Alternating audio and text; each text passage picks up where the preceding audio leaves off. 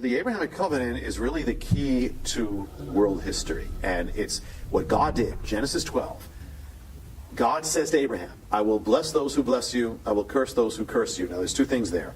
Not only will he do that, but also what it's saying is, whatever you do to the children of Abraham, the Jewish people, Israel, will be done to you. Now if you go back in time, and it's amazing, I mean this is for really anybody, and I mean it doesn't matter if you're the leader of a nation. This applies to nations, kingdoms, empires, individuals. If you bless Israel, bless the Jewish people, you're going to be blessed, and God promises it. So that's what he said. Now you look at it. For instance, look at the Egyptian empire. This was the biggest thing going on. It was the greatest empire of its age. You know, there was nothing near it. And yet at one point they basically came against the Jewish people. The Exodus, they tried to destroy them. As soon as they did that, they believe it's Pharaoh Merneptah. As soon as they did that, and that in his very reign, right after that, the entire Egyptian empire crumbles to the ground. It never recovers. I mean, it's been always like a shadow of what it was. It starts that. You have Assyria. Syria was the biggest world empire at the time. Comes in, and it comes to the northern kingdom of Israel, destroys it. You know, they carry it away. They leave no trace. That's where you get the 10 lost tribes from. There. What happens to Assyria? It's totally destroyed. When Alexander the Great came by, he couldn't even find out where it was. It was so wiped out so utterly. Babylon did something a little different. They went to the Nebuchadnezzar, Babylonian kingdom. They come to Israel. They depopulate it. They take the Jewish people away from Jerusalem into exile. What happens to Babylon in the end? God depopulates the city. It becomes empty. It becomes a city of jackals and wolves, just like they did there. The Greek, well, actually before that, Persia. Here's the difference. Persia, they end up blessing Israel. They let Israel go back to its land from the captivity, and they allow Israel to continue as a nation, although not as it was. What does God do to Persia? It's the only empire from there. He allows it to continue as an empire, as a kingdom, on and on, never as great as it was, but he did exactly what they did to Israel. Today it's Iran. That is Persia. But he allowed it to continue through all history as a smaller version of the empire it used to be. You have Greece. What the Greeks did is they tried to wipe out the Jewish faith. They tried to replace the biblical faith with Greek faith, Zeus and all. So what did God do? He replaced the Greek faith with the biblical faith. The Greeks ended up converting to Christianity and accepted the God of Israel, and the Greek gods were gone. And actually he used the Greek language and the Greek culture to spread the gospel. Rome took Israel and they shattered it. They spread the Jewish people all across the world, shattered it. What did God do with Rome? Rome fell, and the pieces of Rome have been scattered all over the world. If you speak Spanish, or you're speaking a piece of the Roman Empire, all the Latin, everything Latin is a piece, broken Roman Empire. But you can go down through history. I mean, and I'll just give you a few quick more, because it's like every single empire. It's amazing. This thing is so. But I'll just give you a few. Here's one: the Spanish Empire. Great, gigantic, mighty empire. It was the greatest empire in the world, spread across the world. All that. But they ended up, they expelled the Jewish people, and they launched the Inquisitions against the Jewish people, and so the Jewish people went into hiding. Some of them stayed there, but they were in hiding. The rest fled. Soon after that, what happens to the great Spanish Empire? It collapses and becomes a shadow of what it was, the greatest empire. But you look now that's looking at that thing. But at the same time, you can look at the other side. The British Empire blessed the Jewish people. What happened? It spread all over to the ends of the earth. And they even gave the Jewish people the land of Israel at the beginning. But then they turned, in the 1920s, 30s, they turned against the Jewish people going to Israel. You know what happened? God, right after World War II, the empire was gone like that, the great British Empire. Where did that leave? Once they were gone, it left Russia and it left America. Russia had Jewish people. Russia actually defeated Germany, so they helped the Jewish people by defeating Hitler, but they persecuted the Jewish people in their midst. So Russia became a great power militarily, but it became a poor nation domestically. Exactly. America blessed Israel and the Jewish people in every way. America received the Jewish people in, and they also fought against Hitler, and they became an ally of Israel. So what did God do? America, right at that same time, became the most powerful nation on earth. As the British Empire fell, America became the superpower to rise. So it's amazing. So all the way, I mean, I just gave you a little nutshell of 4,000 years of history. But it's amazing from the days of the pharaohs all the way to the United States of America. This rule is you can judge history by. It may take a little while, but it's going to happen. Whatever you do to the Jewish people shall be done to you. And what have been the ramifications? Well, the ramifications is you can look at the world right now, and you can judge the world by where it is. As far as that. Let me just throw it just quickly. China was always against Israel, but in the 1980s they opened up relations with Israel. You know what happened in the 1980s with China? That's when it suddenly started rising, as this incredible power. But it's not just so. It's to this right now. If America turns away from Israel, then you're going to see America fall. And it's on the verge, because right now we have right now, it's not about politics, but we have right now one party that is very pro-Israel, the other party is increasingly anti-Israel. So it depends. We had a president. This is not about the people, but we had a president before who was very cold to Israel. But it was erased at the end, because now you have a president who's very pro-Israel. So, but if we turn from Israel, we had two things with America. If we turn away from God, which is a whole other thing I know we'll get into, which is happening as a culture, and we turn away from Israel at the same time. It's what the law of the Bible has been true for 4,000 years is you will see America fall. So, and that's something with end-time prophecy as well. So at the same time, it's not just about kingdoms and empires and nations and powers. It's about every single person. I have never met a person in my life who hated Jewish people and was blessed. Never. They're always cursed. It doesn't matter what, from Hitler to anybody, they're cursed. And I've never met a person who loved the Jewish people, particularly a Christian, who loved the Jewish people and wasn't blessed in some way. So and who was there's something about it. God is real. And we were talking before. For many years the church and Israel were separated in many ways, and it was not a good relation. But now more than ever, if you go around the world, you'll find when you find a true Christian, from no matter where they are, from Latin America to Asia to Africa, there's a love for Israel and the Jewish people, and God will always bless that. The Bible mentions the end days.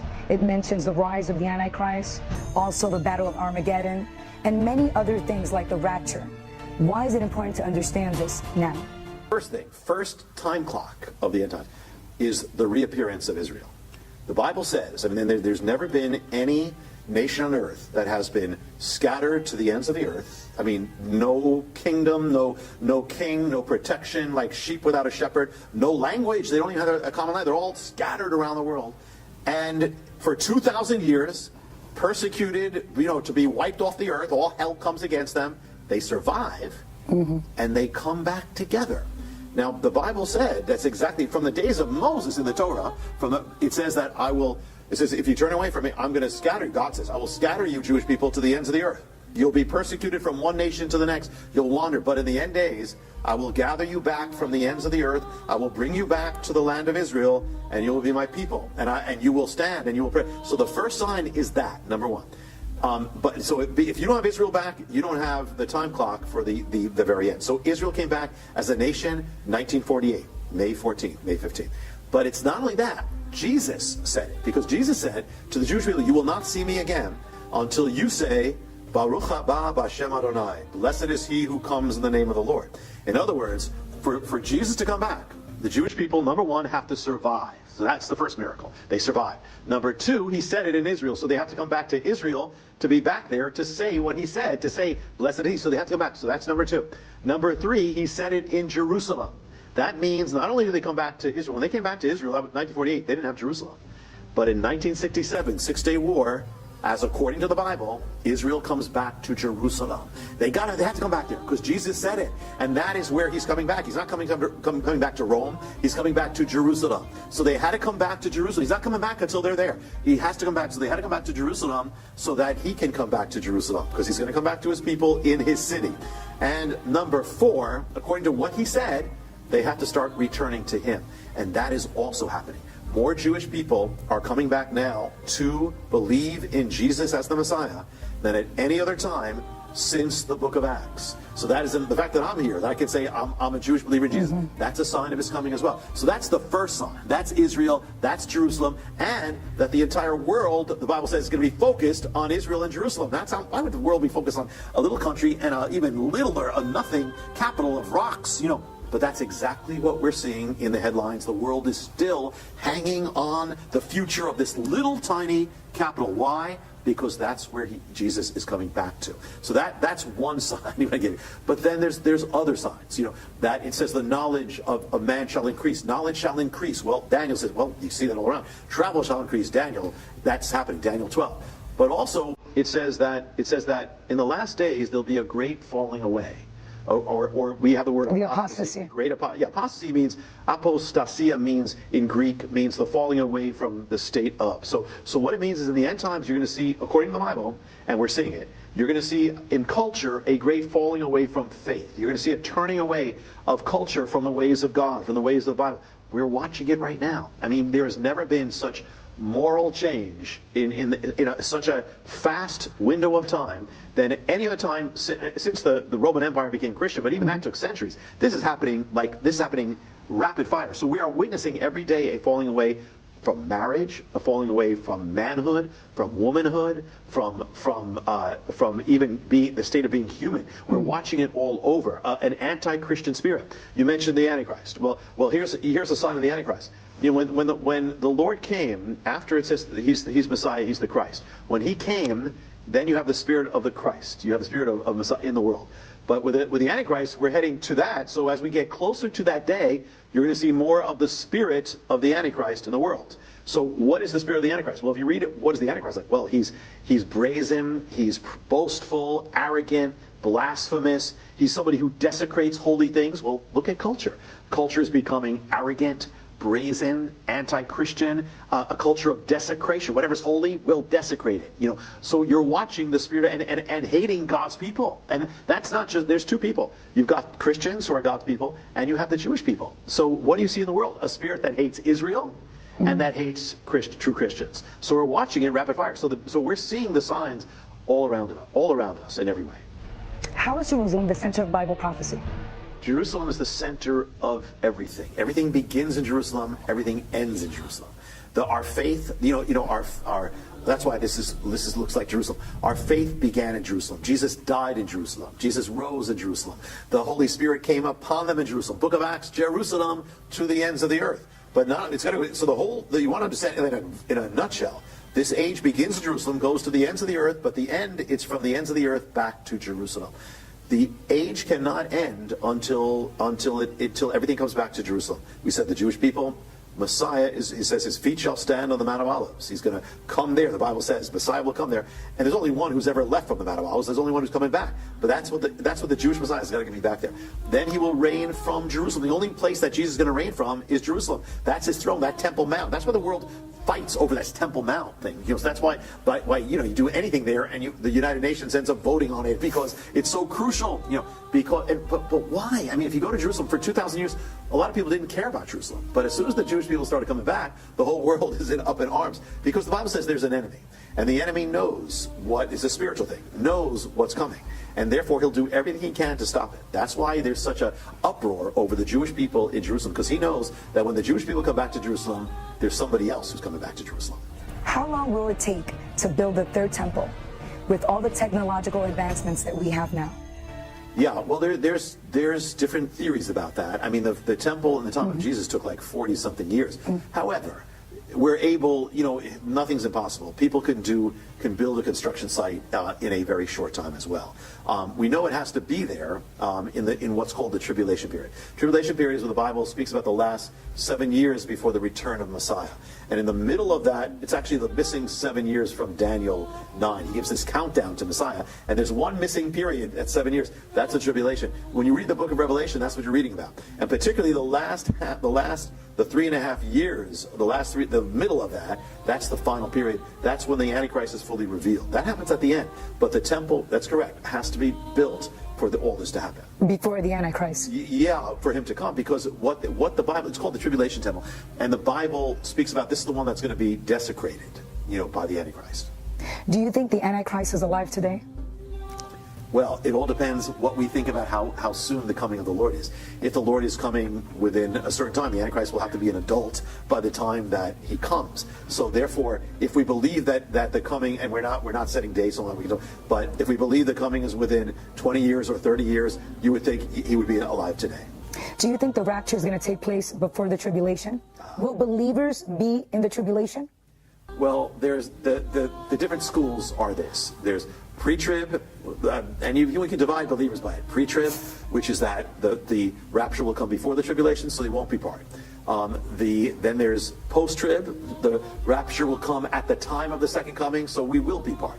Then there's the mid-trib, they're kind of compromise. We'll be there for half of the time. Then when the Antichrist does this, that's when the rapture is. 7 years before the return of Messiah. And in the middle of that, it's actually the missing 7 years from Daniel 9. He gives this countdown to Messiah. And there's one missing period at 7 years. That's the tribulation. When you read the book of Revelation, that's what you're reading about. And particularly the 3.5 years, the middle of that, that's the final period. That's when the Antichrist is fully revealed. That happens at the end. But the temple, that's correct, has to be built for all this to happen. Before the Antichrist. Yeah, for him to come. Because what the Bible, it's called the tribulation temple. And the Bible speaks about this is the one that's going to be desecrated, by the Antichrist. Some believe that the Antichrist will be from Europe, from an Arab nation, or even Jewish. Where do you think the Antichrist will come from? What does the Bible say? Okay, one, and I'm not saying this because I am Jewish, but I don't believe the idea of the Antichrist being Jewish makes sense, because the Antichrist is going to make a covenant with the Jewish people. If he is the leader, if he's a leader and Jewish, he would be a leader of the Jewish people. He's one who makes a covenant with them, and he's one who ends up coming against them to destroy them. He tries to destroy them in the end. And the symbol he's called in the Bible, he's called the beast, or the horn of the. And now in the Bible, when you see imagery like that, that always represents one of the world powers, one of the Gentile kingdoms of the world, like Babylon, Persia, Greece, and Rome. So they're always representing the world power of the day, which is a Gentile or a world kingdom. And the horn is always a sign of that. It's never representing Israel, ever. So therefore, for those reasons, number one, it's like he's going to deal with the Jewish people. He can't be Jewish to be the one who's going to do this to the Jewish people. So that's one thing. So as far as what he will be, the one thing, there are those who say Arab or Muslim, but the biggest clue we have, aside from the horn, which would say world leader of a Gentile power, Daniel 9. And Daniel 9 gives a mathematical countdown for the coming of Messiah, which is amazing. I mean, he gives the time he's going to come. This is centuries before Jesus came. And in it, he says, then he says, Messiah will come. He'll come to the city, Jerusalem. He will be killed. This is, and I want to just make a note of this.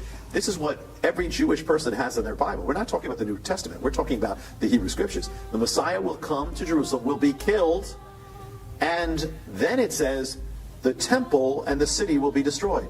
So what happened? Jesus comes at the time Daniel says he would. He comes around 30 AD. He dies. He rises. The temple, what happens after that? 70 AD, the temple of Jerusalem is destroyed. The city of Jerusalem is destroyed, and that's why you understand world history. Why are the Jewish people all over the world? Because of that. And then it says after that, it says the people, he says the people, Daniel, of the prince who is to come will destroy the city. So put it together. The people who are going to destroy the city are going to be of a prince, a ruler, who is yet to come. And then he goes on to say that ruler is going to be there for that last 7-year period, and he's going to make a covenant, and he's going to then turn against it, and it's talking about an evil person. That's the Antichrist. So therefore, what's it telling you? The people who destroy the temple are going to be linked to the Antichrist. Who destroyed the temple? The Roman Empire destroyed the temple. So what does it mean? The Antichrist in some way is going to be linked to the Roman Empire. Now many have said that, well, what is the Roman Empire today? Well, the remnant of the Roman Empire, it's a few things. One is, but the main remnant right now is Europe. That was Western Europe, and Europe is the candidate. Now we're not saying it has to be, but that they would come together and become a one confederacy, power. Now you also have the Mediterranean and all that, but it's basically Europe has become the EU, the European Union. Now students of Bible prophecy were always saying it was going to happen, that Europe is going to unite. Now it's not there yet if this is going to be to where it needs to be, but the Bible speaks about a confederacy at the end. It talks about a beast with 10 horns, like the final form will be a 10-headed confederacy. And it's interesting. So we do have an heir to the Roman Empire that is a confederacy. It's not in its final form. We shall see. But that's why many people look to Europe when they look. Now, if America falls, that's going to have a vacuum for Europe. And already Europe is already talking about, we got to get stronger. We got to become more centralized. We have to become the main power. How was your experience speaking at the presidential pre-inauguration for former President Barack Obama and President Donald Trump? It was dramatic, a very dramatic experience. There was a lot of warfare over it. When I spoke, I mean, these things are on YouTube or people can see them. They still have them there. But I knew that, like with Obama, with that inauguration, that there was no born-again believer who was in that inauguration. Normally they have somebody who prays, you know, but they didn't have any born-again believer. And there was one, but he got him out. And so I knew I had to speak. It was going to be kind of the only witness that way. So I had to go full blast. And I knew, you know, I don't know if when I'm going to have a chance to do something like that again. It's like when I've been invited to go to speak at Congress on Capitol Hill to leaders and members of Congress. And same thing, I know that I have to speak out and not hold back because I don't know if I'm going to have that chance again. So I go full blast. So I did go full blast. And I spoke what I believe, you know, we have to speak truth to power. We are called to be prophetic voices, to speak to kings. So I did, you know, I went full blast. And I knew it was the Lord. It went viral after that. It went on the web. And then with the inauguration of Donald Trump, a little different because it was like Washington, D.C. was like a war zone. I mean, literally, there were barricades. We couldn't even get to the event. I came to the event late because we were barricaded, you know, from 5 o'clock in the morning all the way past the start time. But then when I shared, I felt I had to speak to Barack Obama to the ending of those years and to Donald Trump to the beginning of it. And it's interesting because it was prophetic because what I spoke, one of the things I said there, I spoke about Jerusalem. Now, this is before Donald Trump. You know, that year is coming. You know, it's before it's going to happen. This is January 2017. And I was led to speak about what happened with Jerusalem because under Barack Obama, America condemned Israel through the United Nations over Jerusalem, saying it wasn't the capital. And I said, God is going to veto that. God is going to overturn that. God overturns it. He gives his word. And he did it that year through Donald Trump doing what he did with Jerusalem. So it ended up being prophetic in many ways. You said the Abrahamic covenant ended the legacy of former President Barack Obama. How so? The Abrahamic covenant, we shared before, says that whatever you do to Israel shall be done to you. A year before the election in America, there was an election in Israel. It was for Benjamin Netanyahu, the prime minister, was running for re-election. Well, Barack Obama didn't want him to win. And so he intervened in the election. He supported a group that was working to overturn and defeat Benjamin Netanyahu from becoming prime minister. And so he sought to do that, but it didn't work. In the end, Netanyahu was reelected. But the Abrahamic covenant says, whatever you do to Israel shall be done to you. So what does that mean? You remember the election in America, it looked like Hillary Clinton was going to trounce Donald Trump. Every major poll said that was going to happen. And by the way, it's not about Donald Trump, and it's not about Hillary Clinton, it's about God. But it says that. But the Abraham covenant says whatever you do. So if you intervene in the election of Israel, God will bring an intervention into your election in your land. And so what happened is in America, there was an intervention. That thing shouldn't have happened. I mean, it was crazy. It went against all the odds. It was called the biggest presidential upset in the history of America. That's number one. Number two, what Obama sought to overturn the legacy of Benjamin Netanyahu. So what happened to Obama? Now Donald Trump is overturning the legacy of Barack Obama. So whatever you do to Israel shall be done to you, even when it determines the election. And that, by the way, this is also something in the paradigm, I said that the paradigm, if you had known the paradigm, you could have written in your calendar book 9/11 years before it happened. You could have also written who was going to win that election because it's all there. It's all there from an ancient paradigm. There was no question that it would be Donald Trump. In your book, The Paradigm, you make a connection with Jehu and President Donald Trump. And you also mention King Cyrus. Share with us. Sure. Yeah, what the paradigm is, this is ancient blueprint, and this is the most recent book, but it's an ancient blueprint that gives the details of everything that's happening now. It even lists the leaders. In other words, behind every major leader right now, or that we've seen, there is an ancient leader that they're following the prototype of. And it even determines when they're going to come to power, how long they will have in power, exactly. It gives the exact time they're going to have, and up to Donald Trump. Now in the paradigm, and to America, Donald Trump is following the ancient blueprint of the man called Jehu. Jehu was a man who rose up out of nowhere, wasn't a politician, was a wild guy, was unpredictable, some people thought he was kind of crazy. Yet he rises up and he defeats the former first lady of the land. And he comes head to head with her. And he ends up defeating an ungodly agenda, and he ends up becoming, he's unlikely, and it wasn't that Jehu lived a godly life. He didn't, but he was used by God. That's the ultimate thing. And so he's used to undo the policies that went before him, and see the nation's in danger of destruction, of judgment, of falling away completely. And so what the significance of Jehu is, and Donald Trump, is that he opens a window of time before that happens. So there's a window of time where there's a window for God's people to still have religious freedom, still spread the gospel, still, all those things, to turn it back. So we have a window of time right now where when the answer is not Donald Trump, the answer is not politics, the answer is God, and the answer is revival. But if we don't have revival now, then America is going to be lost. So that's the crucial time.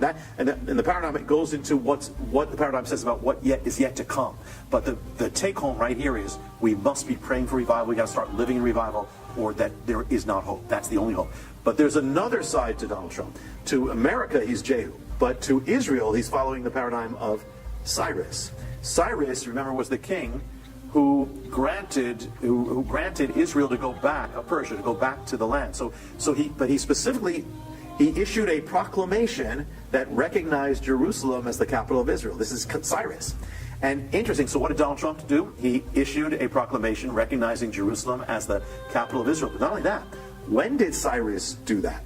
Cyrus did that after there was a 70-year period, crucial 70-year period in Israel's history. At the end of those 70 years, Cyrus issues this proclamation recognizing the capital. Well, Israel was born when? Well, it was voted by the UN in 1947 and then became a nation in 1948. 70 years later brings you to the year 2017. So, and then 2018, 2017. So yes, 70-year period. What happens at the end of it? Donald Trump, a world leader, issues a proclamation recognizing Jerusalem as the capital of Israel, exactly as in Cyrus. In fact, there's a coin that's been issued by the temple, some of the temple organizations in Israel, where it's commemorative, and in Israel they have a picture. It's a picture of Cyrus and Trump together. In fact, Cyrus issued this proclamation in the first year that he came to world power. So did Trump. Within 1 month. He did it, but it is so much. But so it's also, for America, Cyrus is following Jehu for America. For Israel, he's following Cyrus. I know that many people, after watching this interview about the end times, some are going to be fearful, but what message do you have for those that are afraid? What hope is there for them? The ultimate message of everything, from the harbinger to the paradigm to everything, and everything is hope. But here's the first thing. If you're not born again, if you don't know the Lord, this is telling you got to get in. You got to get right with God, because it's not just about prophecy. You got to get right. If it's telling you that you're living in prophetic times, the times of the coming of the Lord, it means you all the more want to be right. So if there's anything in your life that's not right, get in. If you're not born again, get in. It's not about being Catholic or Protestant or Jewish. It's in heaven there's not going to be different sections. It's going to be born again or not. Jesus said you must be born again or you cannot enter the kingdom of God. That's it. So it's either we got heaven or we got hell. God loves you so much he gave his life for you. So therefore the most important thing anyone listening can do is get right with God. It's simple. You must be born again. Just come to open your life and follow him and invite him in and put your faith in him. That's the first thing. If you are born again, or maybe if you know God, then you have nothing to fear, because if you're in God's will, what it's telling you is that God's in control. I mean, everything he said 2,000 years ago, 3,000 years ago is happening now. What does that tell you? God's in control. And if God's in control of the big thing, he's also in control of the little picture. He's also in control of every part of your life. The key is be right if you're in the will of God, you got nothing to fear. See, in Hebrew, the word for being, people say, well, how can I be safe? I want to be safe in these times. Well, the word for being safe in Hebrew is Yeshua. And Yeshua is the name Jesus. So what does it say? If you're in Yeshua, if you're in Jesus, you're in Yeshua. If you're in Yeshua, you're safe. You don't have to fear. You don't have to worry. All you have to be is be in the will of God. And maybe you know God, but you're not in his will. Get in. If there's anything in your life that shouldn't be there, get it out. If there's anything that's not in your life that should be there, get it in. But get right with God. And for a believer, this is the most exciting time. A lot of people pray, I wish I could live in Bible times. Congratulations, you're living in Bible times. This is what the Bible spoke about. It speaks about the end all the time. You're living, these are the days that Christians yearn to see. I can live in the day when I'm seeing prophecy, Israel, Jerusalem. That's what the Bible said. We're living in it. So it's exciting times. There is a thing, we sing, these are the days of Elijah. And that's great. We sing the days of Elijah. But days of Elijah weren't times of just, hey, everything's great. There were times when you had Jezebel in power. You had an godly government, you had anti-godly culture, but you had Elijah standing. What's it saying? If these are the days of Elijah, it is time that now we become the Elijahs of the day. We have to become bold. This is the time. Don't hide the light. This is the time you have to shine it, because if you hide the light, darkness is going to be it. But the thing is that, there used to be a quote Christian culture, and that is that in the Christian culture in those days you could be a candle in the daylight. But now it's not day, it's night. But now we have the honor of being the candle in the night. The candle in the night may be a little harder, but it's much more powerful. The candle in the night lights up the night. So we are called to be the candles that light up the night. That's the same candle. That's the same witness that was there for the Apostle Paul. Same thing for Elijah. Same thing for Jeremiah. They all lived in cultures that were against the Bible, but they were blazing. And these are the times that we could blaze. It says the eyes of the Lord are searching the entire earth, looking for the one whose heart is completely his. He'll lift up that one. You be that one. You be that man. You be that woman. And God will lift you up. Because what this tells you, above all things, is God is real and still on the throne. And he has no intention of vacating that throne. So therefore, go all out for God. And as God has kept his word to Israel, he will keep his word to you. And as the gates of hell could not prevail against the church, they will not prevail against you. You just follow the Lord with all your heart, and God will lift you up, and he will empower you and anoint you, because he ordained that you would be born for such a time as this. Hello, xin chào tất cả mọi người. Thì như